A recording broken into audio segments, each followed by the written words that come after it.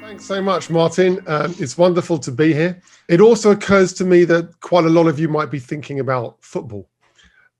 And I just want to consider this analogy. Imagine yourself as an alien with an exceptionally powerful telescope trying to understand what happens on the planet Earth. And with your exceptionally powerful alien telescope, you come across a football match. Your telescope isn't powerful enough to see the ball. What you can see are players moving around, some sort of activity. It seems to be organized in some way, but it's very hard to work out what's happening precisely. So you might publish this discovery of football in the Alien Journal of Earth Science, and many aliens will email you congratulations. In time, alien telescopes are improving. And now you occasionally see one of the players in front of the goal fall over. Sometimes when the guy in front of the goal falls over, the crowd starts cheering. It still doesn't make much sense, but of course, this kind of new observation of a guy falling over is sometimes leading to cheers. That leads to a good discussion at the bar in the Alien Congress of Earth Science, and your funding is renewed, the work continues. Then one day, someone has a brilliant idea. It comes from another advance in the technology. The telescopes have improved a little bit. And what they've discovered is, whenever the guy in front of the goal falls over, whether or not the crowd cheer seems to depend on something, which is whether or not the net bulges outwards. Many people might have dismissed this idea as just some weird thing that they happen to observe. But this person realizes that this must mean something deep about what's going on in this game. And she suggests that there's a ball, but we just can't see it with our current telescopes. Now, at first you think, well, that's a crazy idea. But then soon the idea does grow on you, because with a ball being there, suddenly the whole game does start to make sense. The players are moving around because they're chasing a ball. They're shooting, scoring goals, etc. Suddenly the whole thing starts to make sense because you postulate that a ball exists. And you may or may not ever see the ball. Depends how far the telescope technology could actually ever improve. But with a ball, everything starts to make sense. Now, I think a lot of science works in this way, that you can't exactly see everything that you need to understand for things to make sense. But ideas come just like this idea of how the ball must be there, that things start to make sense when you postulate these things existing. And I think in the human body,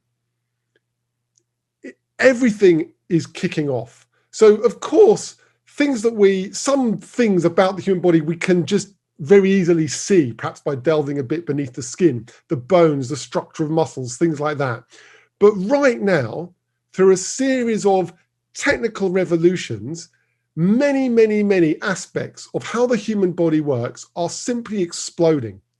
And I think it's really important for us all to consider these new revolutionary views of how the human body works, because I really deeply think that they shape the framework of how we live our lives in quite profound ways.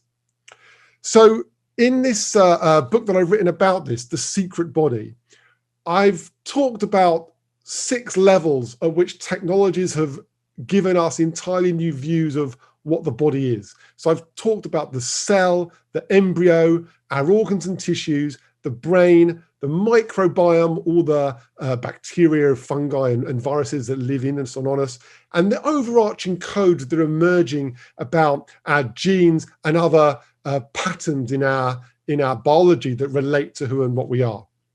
I don't have time today to talk through all 6 aspects of how the body works. I'm going to talk mainly about new ideas about cells and organs and tissues. I'm going to start then with cells. And of course, what's opened up this realm of the human body is the microscope. Now, Robert Hooke famously produced his landmark book Micrographia in 1665, and showed this picture of a flea magnified however many times, and suddenly a secret world of what is out there was revealed to the public through these wonderful drawings of what he could see with a primitive version of a microscope. Abbe, in 1872, realized that microscopes can't just zoom in forever. You can't just take a light microscope and zoom with better and better and better resolution to see more and more and more about what's going on.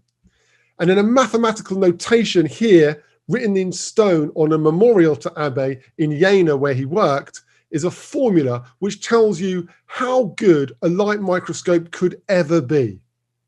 So it's certainly important that to realize this, because new worlds are simply opened up by us looking down a microscope. But if there's a limit to how good a microscope can be, then surely there are other worlds, other levels that we can't yet quite see with a light microscope. And this formula tells you how well you could see with a light microscope. And roughly speaking, his formula said that you can't get a normal light microscope to see better than about half the wavelength of the light that you use. So this light, roughly speaking, is around, say, 500 nanometers. I mean, it has a little range, but roughly that. And so you couldn't look with a microscope to see two dots that were closer than about 250 nanometers together. You couldn't really resolve them with a normal light microscope. And that then was written down in mathematical notation in 1872. It comes from the nature of light, the way light bends around objects. It seemed like a fundamental law that could not be overcome. We couldn't make a microscope better than that. And yet, fairly recently, we did make microscopes better than that. That could beat this fundamental law that comes from essentially the nature of light. Now, the story to how we get to this technical advance, which allows us to see inside cells better than ever before, I mean, every starting place is a bit arbitrary because everything builds on everything else that went before it. But I think a crucial starting place is this.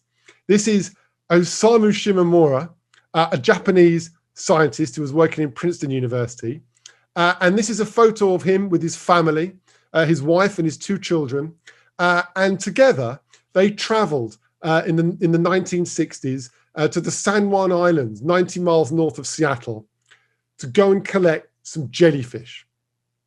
Osamu Shimamura was interested in how animals or sea creatures, in this case, use color to communicate with each other in some way that we hardly even now don't understand often what these colors are signifying.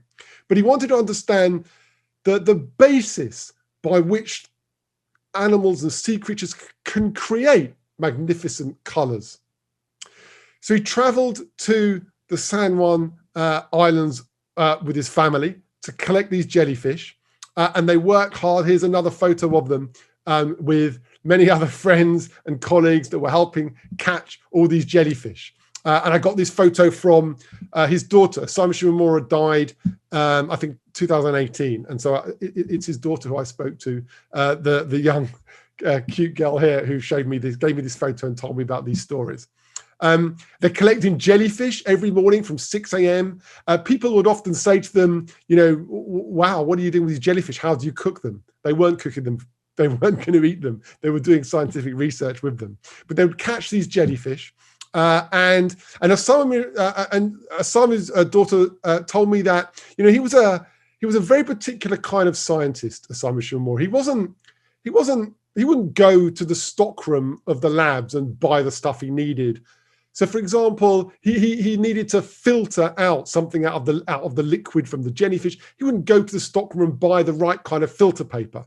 That wasn't his style. He would go down to the local market and find a fabric that he thought that would work well. So he was kind of a sort of entrepreneurial sort of scientist that worked in a certain way. He said that scientists really need to learn how to learn. That was his ethos that he lived by. That you sort of make up your own kind of experiment, including the stuff you need to do the experiment.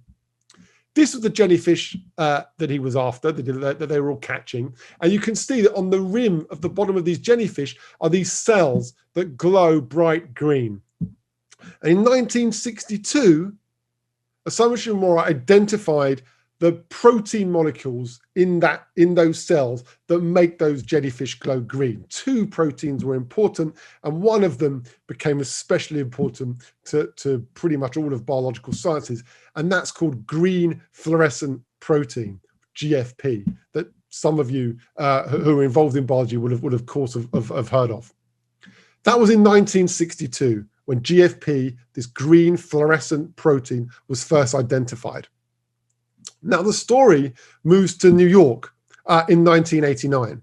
And in 1989, Martin Chalfie, who was working in Columbia University in New York, happened to hear a lecture that mentioned green fluorescent protein.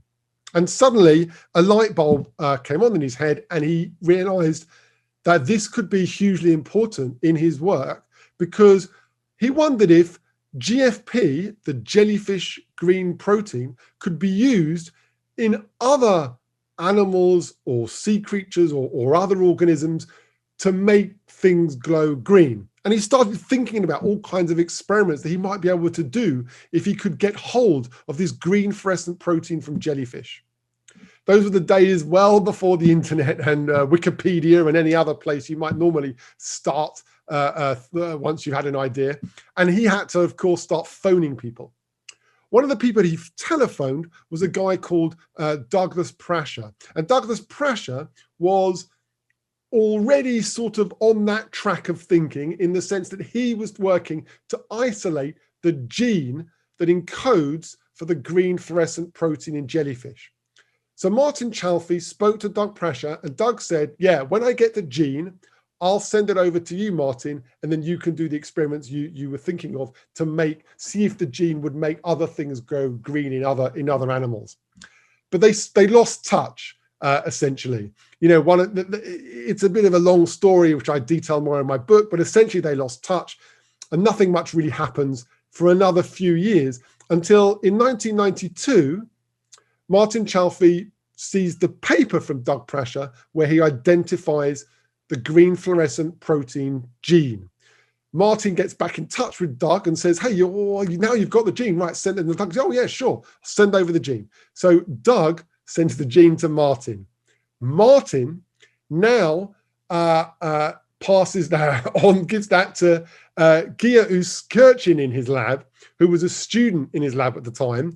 And she was the first person in the world to then see if the green fluorescent protein could work to make something else go green in another, outside of the jellyfish. This is what she saw. These are bacteria with the green glowing GFP in. So she put the gene for the green glowing jellyfish protein into bacteria, and this is the exact image that she saw down the microscope. Lo and behold, the jellyfish protein could now make bacteria glow green. In fact, when she first did this experiment, she looked down the microscope and there was nothing there. But she happened to think that maybe the microscope she was using wasn't particularly brilliant. So she happened to try a microscope in another lab. I think it was just a lab next door. And then she saw the green glow. Then comes Yuan Tu, who's another researcher in Martin Chalfie's lab, and he did the next experiment, which is essentially what won a Nobel Prize for this work. And his Nobel Prize winning experiment was that he would take the GFP gene and combine that with a switch that would be active in only the touch receptor neurons of a particular worm called C. elegans. And then he would inject that gene into the worm's gonads so that the GFP was now passed on into all the eggs of the worm. So now you have a green glowing protein that is in worms, but would only get switched on in the neurons of worms, so that the certain switch would make them come on in the touch receptor neurons to produce GFP, and then you would have worms with a green glowing protein in particular cells within the worm. This is the simple version of that experiment from that is just to capture that again. You inject the gene into the worm's gonads. It then produces eggs and then produces worms where the gene is now present, and the gene then gets switched on in particular neurons of that worm. And this was the image that he saw that showed that particular cells in the worm would now be glowing green. And that meant, I mean, that wasn't a given that that would work. It could have been very easily that something about the environment of the cells in a jellyfish would make that protein glow green. It wasn't very clear at all that you could take the jellyfish protein out of the jellyfish, put it in a worm, and make neurons glow green in a worm. Now, the funny thing, this is going to win a Nobel Prize eventually. But the funny thing is, talking to Martin Chalfie about this, is that he told me that essentially, you know, he was really excited about this. And in hindsight, it feels like absolutely, you know, it's really exciting to me telling the story decades later. And yet people he told it about weren't actually that excited at the time. And he says it's you know, whenever you develop some big new technology or new idea, it really takes some time to get used to it. And that it wasn't that everybody saw that worm and instantly thought, oh, that is amazing. Now we can make green glowing versions of any cells we want in an organism and start to see what they're doing and how they're moving and what's going on. And people didn't really get that at first. One person, though, definitely did get it. And that was his wife, Tula Hazleri. So this is the green fluorescent protein that we know today. It's a very small barrel-shaped structure with a fluorescent part to it in the middle. The barrel actually, essentially, the barrel structure sort of protects that fluorophore from being quenched by oxygen ions and other things that might be in the solution around it. So that's the green glowing molecule. And what Tula Hazleri did then, this is them together much later when they're celebrating their success, of course. But at the time, Tula Hazleri did what is probably the, you know, she did the experiment that really makes this the thing that almost every biology in the lab uses in some way today. What she did then was take the gene for the green glowing protein and stick that gene to the gene of another protein, and then you essentially make a protein that you're interested in stuck to this green glowing molecule. So any protein that you might be interested in inside a cell, any protein molecule inside a cell that I want to see where it is and what's it doing, I can now stick the jellyfish protein onto it and make a green glowing version of that individual protein molecule to see what it's doing. So essentially, she took the green glowing jellyfish protein and stuck it to other proteins so you can now see where they're going in cells. A biological laser pointer is how one popular science magazine called it at the time. So any protein molecule can now be made into a green glowing version so you could watch it doing stuff, moving around inside cells. When they got the Nobel Prize, this is Roger Chen made different colored versions of the green glowing protein. Some, a red one was isolated from coral later, and he did a lot of work to allow us to use these colored proteins in lots of different ways. And here's Doug Prasher and Martin Chalfie. Roger Chen won the Nobel Prize and Martin Chalfie won the Nobel Prize. At the time they won the Nobel Prize, Doug Prasher had basically fallen out of science and was working in selling cars for $10 an hour. But Martin Chalfie and Roger Chan got back in touch with him and, of course, paid for him to come to the Nobel Prize ceremony to join in the success. And Doug Prasher himself says that, he wasn't, these other two guys did a lot of, did hugely important work in using GFP. And Doug says himself that he merely isolated the gene for GFP. But of course, they couldn't have done that work without Doug. So there's another story there about how science works in complicated ways between the people that are doing all of this work. Still, we haven't yet got to the microscope that beats the fundamental law of diffraction, but we're going to go there now. So we now have the green glowing protein to make proteins be able to be seen inside cells.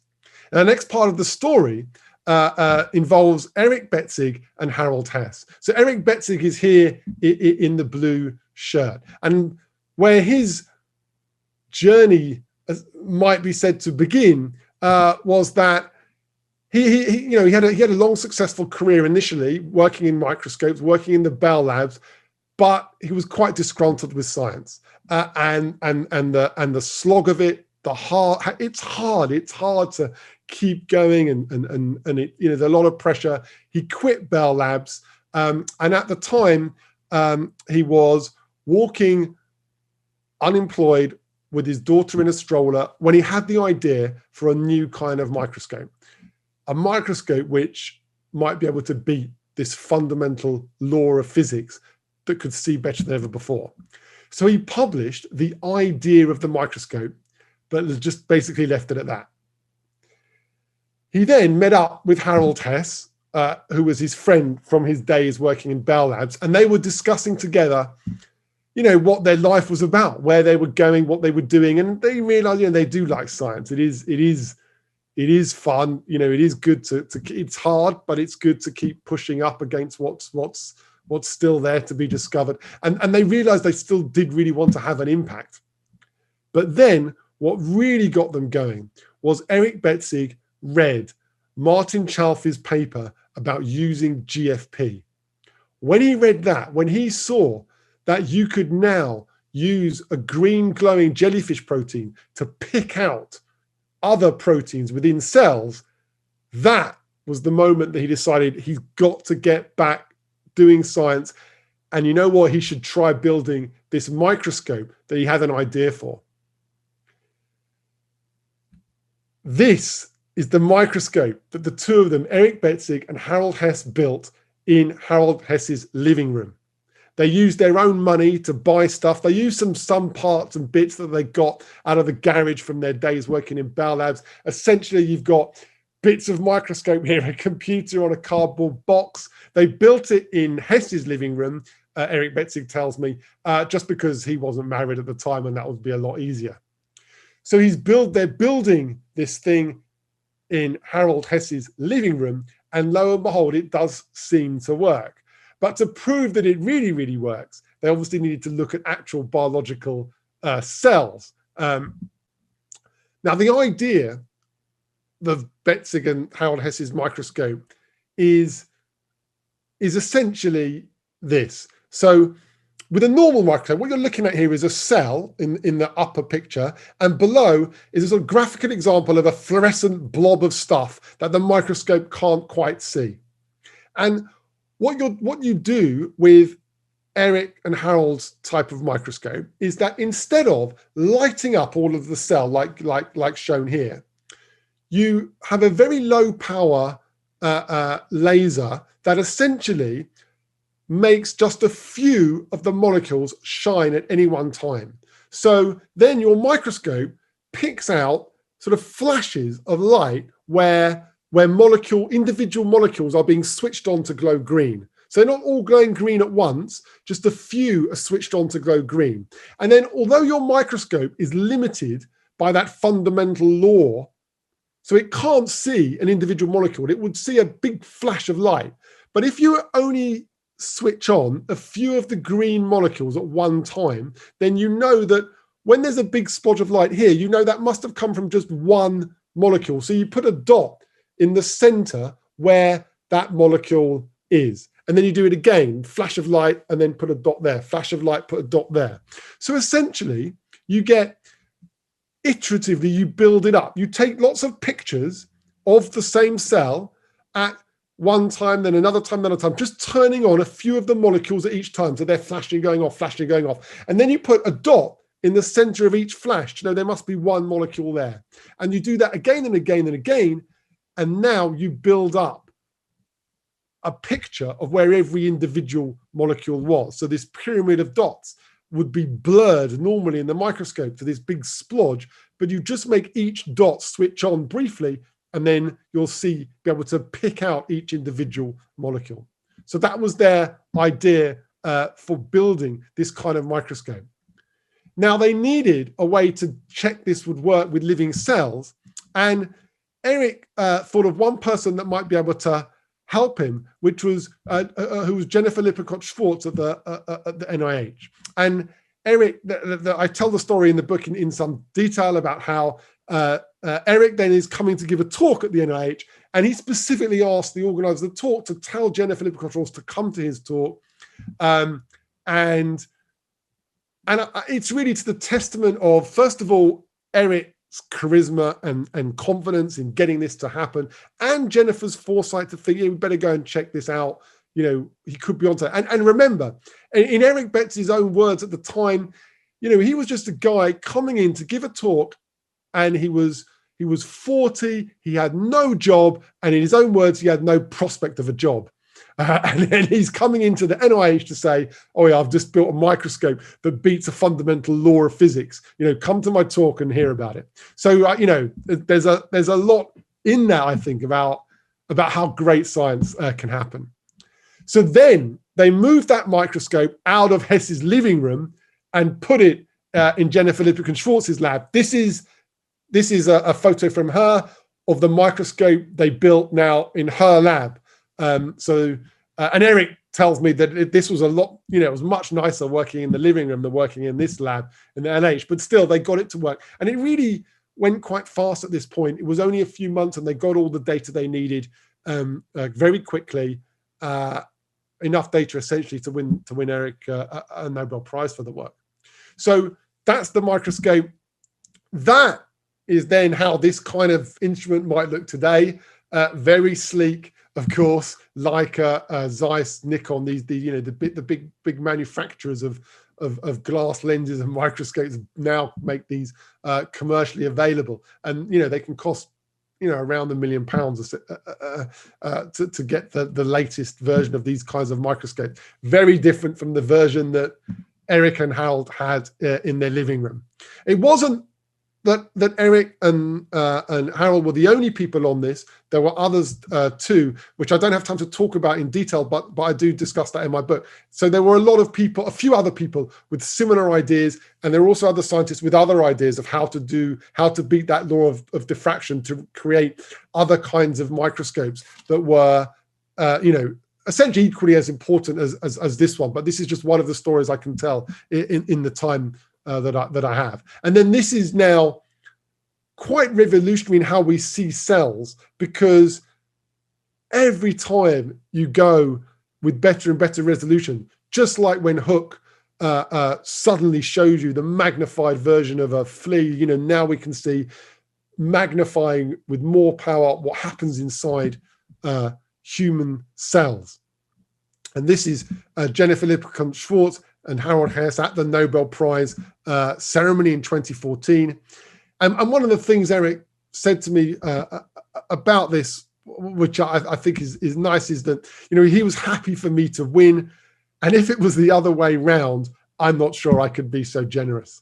The Nobel Prizes are only given to 3 people, so it's always very hard to create a group of 3 when there's inevitably more and more people involved in all these seminal discoveries. This is from my own lab then, where Bevin Trainer and Bjorn Onfeld, 2 people that worked in my lab a few years ago, but now have their own labs, Bevin in Toronto, Bjorn in Stockholm. And this is the kind of, that is essentially a version of these super resolution microscopes that we then work with. And now I'm going to just present a few slides of some of the work that we do, but it's not because I want to emphasize, my contribution here is the same as is equal to tens of thousands of other scientists that are using these kind of microscopes. But obviously I know this version, what we do, very well. So let me give you an example of what we do. So one of the things then that we do is we take that green glowing protein that Osamu Shimamura first identified in 1962, that Martin Chalfie got the gene of out of the jellyfish. Well, that Doug Prasher got the gene of, but the Martin Chalfie then used in bacteria, then in worms. We now put that onto a protein important in the immune system in human cells. And then we look at this. So this is the green glowing protein moving up to the contact between an immune cell and one of the other cells in your body. And that protein is very important in presenting to immune cells signs of virus infection or other types of infection, to tell immune cells whether or not there's a problem with this particular cell. And if that green protein signifies the presence of some problem, then an immune cell might kill that cell, for example. And one of the things that we discovered then, using microscopes to visualize how cells interact, is that the different protein molecules at the contacts that immune cells make with other cells organize themselves into patterns at the contact between the two cells. So it's not that all the different proteins accumulate at a big patch between one cell and another, but they organize themselves into patterns. And that's reminiscent to what was known to happen between neurons. And it's not just me that did this work. Avi Kupfer and Mike Dustin famously did this kind of work in some immune cells called T cells. And then I did this work in other immune cells called NK cells. And then essentially that leads to visualizing this, just watching this interaction, because of all this technology that's gone before, right back to the jellyfish. It now gives us sort of new ways of understanding how immune cells detect signs of disease in other cells, that these structures have to be built, that signals have to be assessed and integrated across these complex, small scale structures that occur between two cells.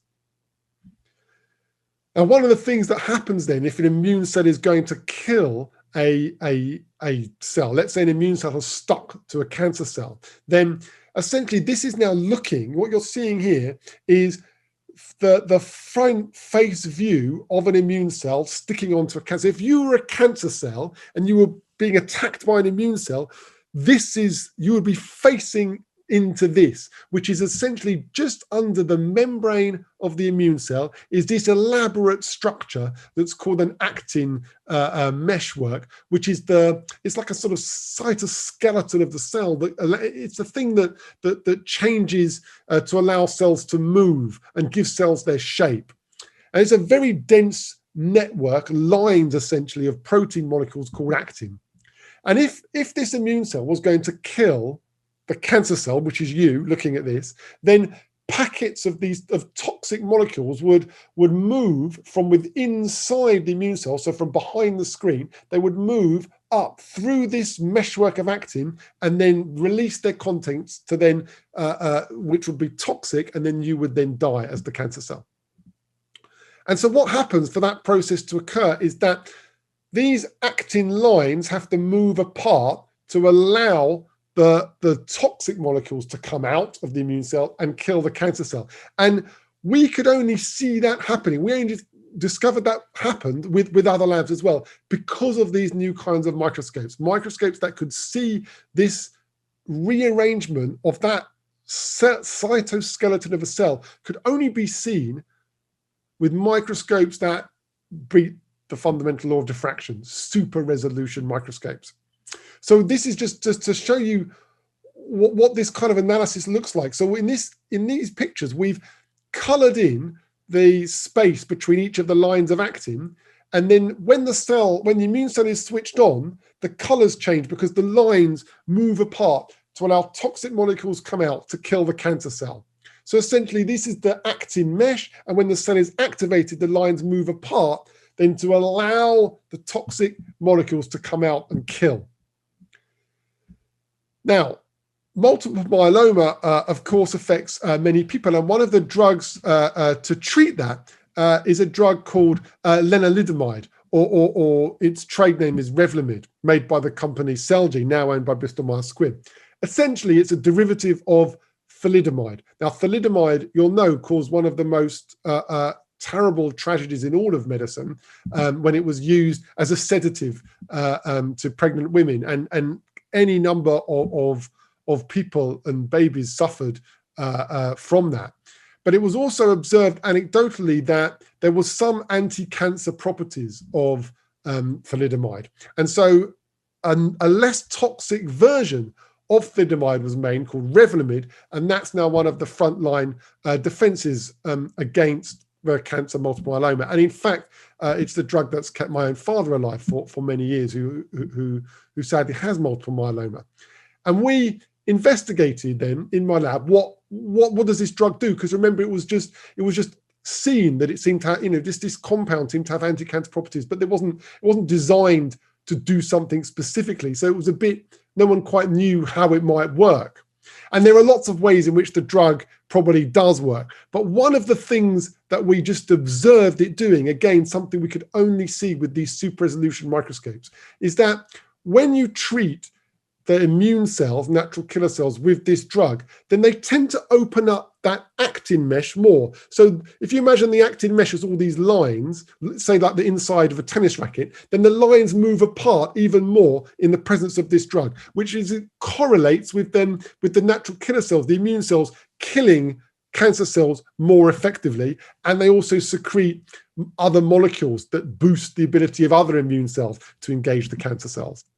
So essentially, seeing what this drug does just by treating cells with this drug, then watching how immune cells kill cancer cells, we get to see at least one way in which this drug might have its effect of making immune cells kill the cancer cells better. This then led to a whole other small story, which was that when I was at a conference, I spoke to Konrad Kochevsky, and he was working on something completely different. We were chatting in the bar, actually, as you might do in a scientific meeting, something which we all miss at the moment. And he was working on a rare genetic disease called Chikugashi Syndrome. It's a very rare disease. In fact, it's so rare that how many people have it is still not really that well characterized. It's a very rare illness, and children with Chikugashi syndrome are very susceptible to certain types of infections. One of the things that's characteristic of this genetic syndrome is that if you take certain immune cells out of their blood called natural killer cells, those immune cells are not as good at killing other infected cells or cancer cells. They're not very good at killing like they should be. And that weakened immune system, if you like, might be one of the reasons they're very susceptible to certain kinds of infections.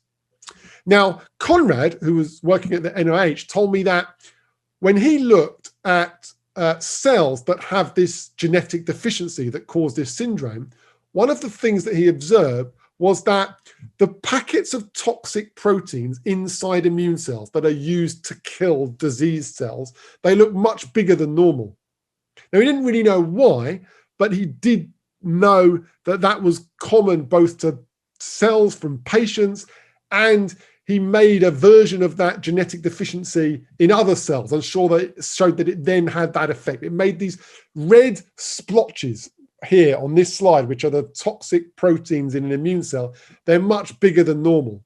So chatting in the bar, we had this idea that, well, maybe the reason that the immune cells can't kill diseased cells in these patients is those toxic proteins are in packets that are too big to fit through that dense meshwork of actin that I showed you the picture of.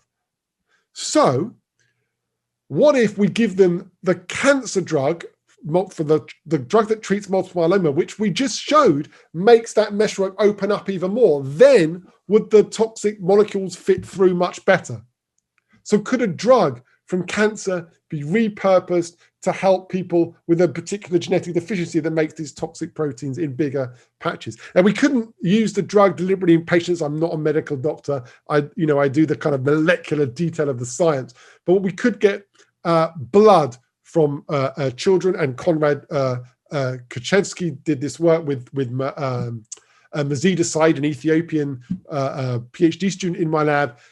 And there's a small effect here that from the blood from patients could be made to kill cells a bit better in the presence of this cancer drug. But we got very small amounts of cells to do this with, so we couldn't change the dosing or anything like that. So this isn't a medical advance because we didn't do anything in people, and it's a relatively small effect. But it does show you that digging into the details with a microscope showed us something about how a cancer drug works, and from that gave us another idea about a completely different disease. And it at least shows you that the actin part of this process, the meshwork opening up, is a druggable step in all of this process. And maybe this kind of information could be useful to eventually really help people with this syndrome. Now, I've tried to emphasize that all of these new windows into how the body works come from new technologies. And Freeman Dyson once wrote it as, new directions in science are launched by new tools much more often than by new concepts. The effect of a concept-driven revolution is to explain an old thing in a new way, but the effect of a tool-driven revolution is to discover new things that have to be explained. So I really want to emphasize that new tools is what's catapulting us forward. And now I want to do the story of another new tool that was developed by Lee and Len Hertzenberg. They were married in 1953 when Len was 21 and Lee was 18. They met in Brooklyn College in New York. Len was in the last year of studying there and Lee was in the first year. Len then left Brooklyn College and was going to go to Caltech. And it was decided that Lee would finish her studies in New York and then follow Len to Caltech. But once Len had left, and of course, there was no internet, no Skype or Zoom, they were lonely apart, and they decided they couldn't live like this. Lee was going to quit college early and go with Len to Caltech. They borrowed a car from their parents. They loaded it up with the stuff they have. They drove 3,000 miles from New York to Caltech to begin their life together. And as Lee told me, our parents thought we were too young, too innocent, too poor, and too crazy. This is then, as many of us would know as scientists, as we saw them much more often in their later years. Now, the story of the new tool that they helped develop was that Len had very bad eyesight and he didn't like using a microscope. And when they eventually moved to Caltech, they went to Paris, then the NIH, and they ended up in Stanford. And in Stanford, they began working at a time when the immune system was just opening up. Lots of cells were being discovered. It was being realized that different cells had different jobs in the body. And there were still immune cells still to be discovered at that time. And one of the things that was important to do, Lee and Len realized, was scrutinize different kinds of immune cells individually, separating them apart, and then perhaps analyzing what they are and then putting them back together in certain ways to find out how things interact together. So they realized that what was really important to do was to count different kinds of cells and sort them apart and then analyze what they do. This is then, I wasn't going to put this in because it's an old photo, but my wife thought it was really great. So she said, we've got to show it. So this is the first version of an instrument that Len and Lee made. This is Mike Loken, one of the people that worked with them. And they called it the Wizard. It was built for about $14,000 in a basement in Stanford. And this was then, it was actually built in 1969, although this photo is from 1972. And this then was the instrument they built that allowed us to begin to sort apart different kinds of cells. And they realized that this would be hugely important to be able to do. One of the reasons that they thought that was hugely important actually was they initially thought that looking at cells in pregnant in the blood from pregnant mothers might be able to inform about the state of health of the baby, in fact. And I detail some more of that in the story, because there's a personal story behind that. This is a bit more of what the cell sorter. This isn't the first cell sorter now, but this is just a little bit later. But you can still see that this is clearly a home-built instrument that's going to sort apart different kinds of cells. Now, how you might think that sorting cells apart would be something fairly straightforward. Like, so a coin sorter, for example, works by you put in all the coins in the top, and then it just essentially sorts them by size. So there are just holes, and then the smaller ones would fall through, the bigger ones roll along, and then the next ones fall down. So you can sort coins just by their size in a very simple instrument. But cells, they're roughly all spherical, and they're kind of squishy. They can change their shape, and so it's very hard to think about how you might sort apart different kinds of cell, especially something like just different kinds of white blood cell or immune cell. How would you get them to be all different? How would you get the different ones? Now, this is essentially a picture of what that instrument does. So it takes these different cells, and you have to label the cells to have different colors. And that was done initially with fluorescent dyes, later with antibodies tagged to dyes, which is another backstory to all this, which again I detail in the book, which I know, but it's a complex narrative essentially. But that you can tag different kinds of immune cells to be different colors. Now, what Len and Lee's instrument did then was the cells are made to fall single file through a nozzle, as I've shown here. And then as they fall through, a laser hits each individual cell, and then detectors read out some information about that cell. They read out whether it has this particular tag, so it's say red or green, and they can also read out how the light is scattered, which will tell you something about how granular or how dense the cell is, and also something about its size. Now, this kind of information is then processed, and then an electrical charge is put on the cell according to its properties. So, for example, a green-colored cell might be given a positive charge, and or in this case, a purple-colored cell is given a positive charge, and a red cell is given a negative charge. Then, as the cells fall down in little droplets, electrostatic plates then move the cells slightly, because the ones that are positively charged would move across to a negatively charged plate, and the ones that are negatively charged would move across to a positively charged plate. And then you just put tubes and you capture the individual different kinds of cells. So by this way, you can sort apart different kinds of immune cell. He got this idea from Los Alamos, where there were people developed an instrument to measure radioactive particles in the lungs of animals that were sent up in hot air balloons in tests of nuclear bombs. And it's quite amazing that something as bizarre, even horrific as that, leads to something which can sort apart different cells and essentially becomes an instrument that's going to be used in almost every single hospital and biology lab around the world. Sorting apart different cells was essentially quite a revolutionary step then in being able to scrutinize the nature of all the different cells in the human body. And where it takes us is that to analyze what a cell is, let's say cells are given just two properties. Let's say a cell has a certain amount of protein A and protein B, and those can be labeled either with a fluorescent antibody or even with a tag like that Osamu Shimamura identified from jellyfish.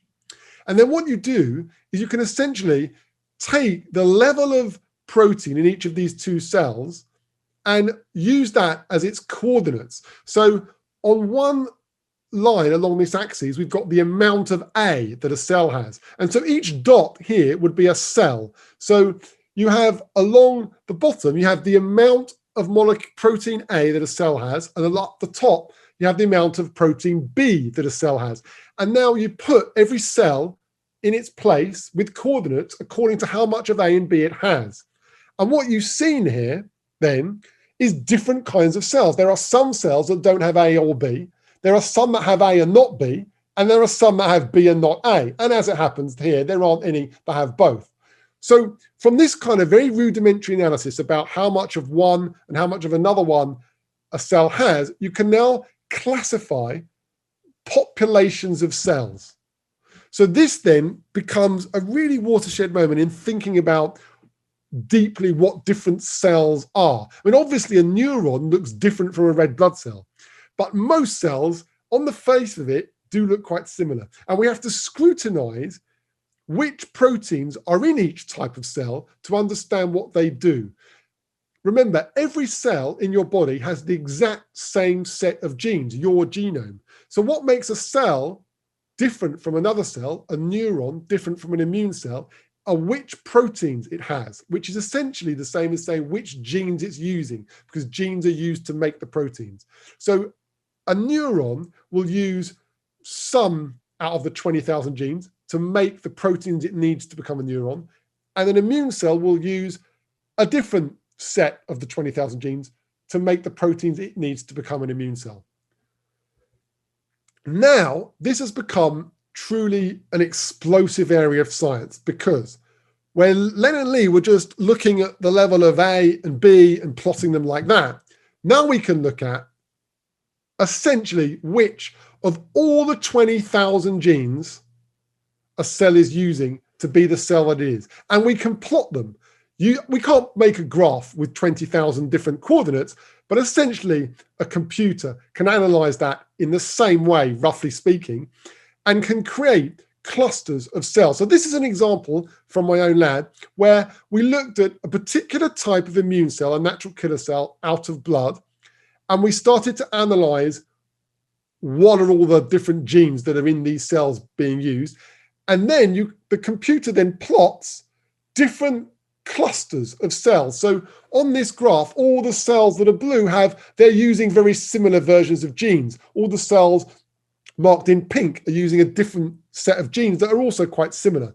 And essentially you get clusters of dots on these complicated graphs that tell us there are so many, this type of cell, so many of that type of cell. And this is quite revolutionary because from this kind of analysis, you don't have you're not telling the computer what it should look for. It looks for cells that are using a similar set of genes. And so sometimes it will create a bunch of dots and you'll say, oh, right, I know those cells. Those are the cells that, we've been studying the last 20 years. And yeah, that fits that. But sometimes the computer will throw up a bunch of dots that are cells using a certain set out of the 20,000 genes, which you don't even know what they are. You haven't seen that kind of cell before. New cells can be discovered by dots on a screen, just like when Leeuwenhoek, with a primitive microscope, literally saw sperm for the first time. We can discover new cells like this, computers analyzing dots on a screen. But it is just as wonderful. This is Aviv Regev, who is one of the many people who are pioneering this kind of technology in a huge way. So she's part of what's now called the Human Cell Atlas Project, which is taking this idea to an enormous scale. Essentially, she's on a mission, not just her, but with Sarah Teichmann, with several others, an international group in effect. We're going to understand what are the 37 trillion cells of the human body. What are they doing? Let's characterize them all. A Google Maps of the human body. And she, in her team, has, for example, discovered new cells. One of the things that she did early on, her and her team, of course, was to analyze the trachea of animals and of people, which is the sort of 11 centimeter tube that connects your throat to the windpipe, essentially. And she there, analyzing that in this way, actually discovered an entirely new human cell in the trachea.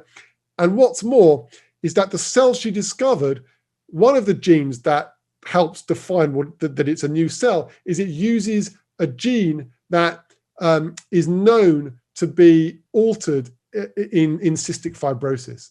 And so understanding cystic fibrosis may very well come down to what this particular cell in the trachea does and what does it do when that cystic fibrosis gene isn't working properly. And that's just one example of how this kind of penetration into the body is leading us to entirely unexpected things. The Human Cell Atlas project is enormous. This is the first meeting they had in 2016 help organized by the Wellcome Trust, but it is now a huge organization with, it has a grassroots feel to it. They had a 3-day meeting just very recently, like a week ago, for which I joined many of the sessions. But this is groups in Japan, in Korea, in Sweden, in Ethiopia. It combines all kinds of people from all kinds of science trying to, because from what I've just told you, you need biologists, you need computer scientists, you need engineers to build the instruments. All kinds of people are needed to map the human body in this exquisite detail. I'll give you a couple of examples. We're used to nose swabs now as a coronavirus test. This is a nasopharyngeal swab, which is a bit different from the one that you could do yourself for lateral flow test. This one is normally done by professionals. But look at this. This is just, you can take the swab that you would normally do to look for SARS-CoV-2. You can take it out, look for the presence of SARS-CoV-2, but you can also, at the end of that cotton bud, is a whole bunch of cells. And this is a slide I got from Carly Ziegler, who I don't know personally, but I know she's a rising star in all of this, having published many, many, many papers that have been quite groundbreaking. These are all the different cells at the end of that cotton bud when you do this swab that she and many others, it's a huge consortium of people needed to do this work. At the end of the cotton bud are all these cells out of the epithelia. What's more, she can look at which ones have SARS-CoV-2. And the reason that, or one of the reasons that this is important, is that the data seem to suggest that what initially happens at that initial site of infection does really correlate with the eventual trajectory of the disease of COVID-19. So if a particular antiviral program is switched on in certain cells, at the end of that cotton bud, that correlates with the trajectory of what happens to the people much later on with the disease. So this is Hanifa, who works in Newcastle University, another pioneering leader in this world of probing the human cells. This is her work on the cellular composition of human skin. All these different cells that are appearing. And of course, she's a medical physician. Her vision is that we're not just categorizing cells, just ever and ever increasing detail, but we're eventually going to use this kind of information to categorize people's health and disease. And I think, that is where essentially all of this is going. And one of the things that we get out of the thinking about the secret body, there are many other examples throughout the book, but one of the things we get is that from this deep understanding of what we are, we're categorizing ourselves in more and more and more ways that are going to directly impact medical practice and our own personal choices.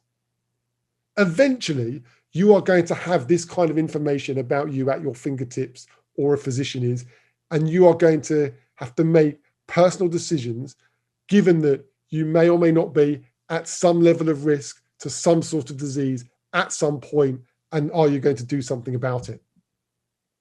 So I've spoken about the cell and organs and tissues in some detail. In the book, I write about the embryo, the brain, the microbiome, and the other codes that seem to control us. I think that, I haven't had time necessarily to discuss what it all means, but I think it's going to really profoundly affect how we see ourselves and how we make personal choices about our own health. I actually honestly believe that we're at the same point now that's reminiscent of how physics was in the early 1900s. In the early 1900s, Hertz realized that there were electromagnetic waves that we couldn't see, there was light, but he saw that there were also X-rays and radio waves. And he didn't quite know what that meant or how it would be used. Of course, it led to the internet and the TV. And I think right now we're at that kind of moment where these secret worlds of the human body are opening up. And I think it's going to have an enormous effect on our children and our grandchildren in ways that we actually can't even imagine yet. I think that what all of this, the secret body, means for our lives is very much still in the balance. But I just want to end on one other thing that I found personally quite inspiring. I want to end with something that Eric Betzig said at the end of his Nobel Prize speech. Very often when people win a Nobel Prize, the final speech, they end by thanking all the people that helped them, which Eric did do. But then Eric Betzig, who won the Nobel Prize for the super resolution microscope, he said something else. I need to read it so I don't get it wrong. This is what he said. The last thing I would like to say is about taking risks. People are always exhorted to take risks, and that's fine, but you're hearing that from guys who risks paid off. It's not a risk unless you fail most of the time.